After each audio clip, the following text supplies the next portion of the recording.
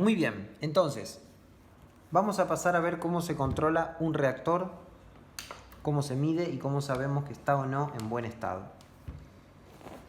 Bueno, con respecto a los reactores, ustedes habrán visto en el circuito que lo único que hacen o lo que tienen que hacer es dejar que los electrones pasen. Solamente producir una pequeña modificación en el tiempo en el que van a recorrer. Por eso un reactor tiene que dejar pasar los electrones casi libremente. No tiene que tener resistencia al paso de los mismos.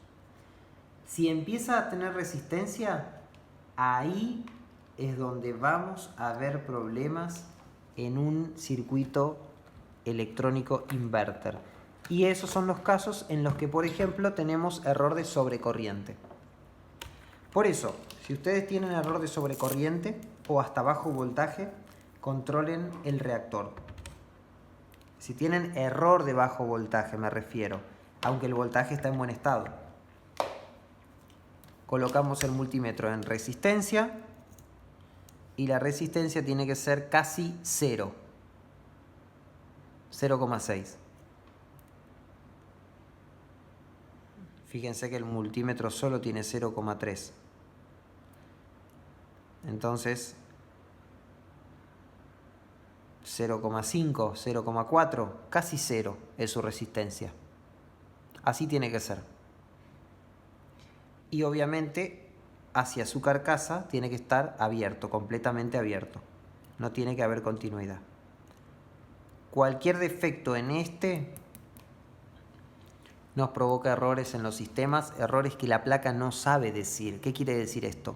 Estos son el tipo de errores que la placa no va a decir error en reactor.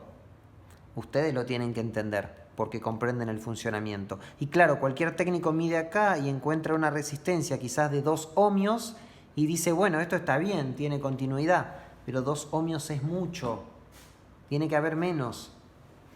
Y ahí está el problema. Si esto llega a estar defectuoso, puede deberse a varias razones.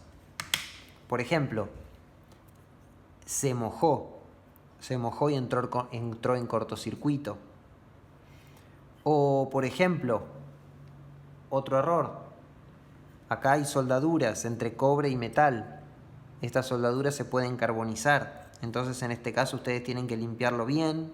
Cuando hablemos de soldadura, van a aprender cómo hacer estas limpiezas y cómo resoldar y cómo usar estaño de buena calidad para volver a armar estas partes. Esto está a la vista en este modelo, pero en algunos modelos está escondido. Se los voy a mostrar.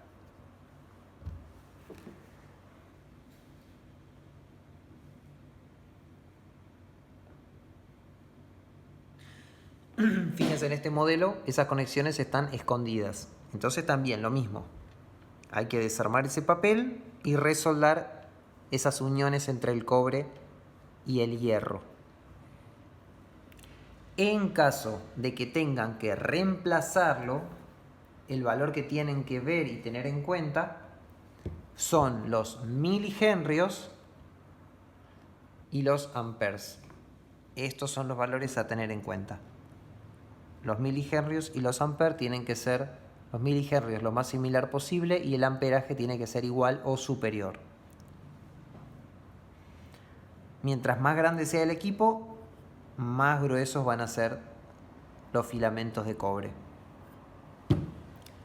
Bueno, esto en caso del reactor, que es el componente más sencillo para revisar. Pero también tenemos el diodo, el quinto diodo, y también tenemos el transistor MOSFET. Entonces ahora en el siguiente video vamos a ver cómo hacer esas mediciones.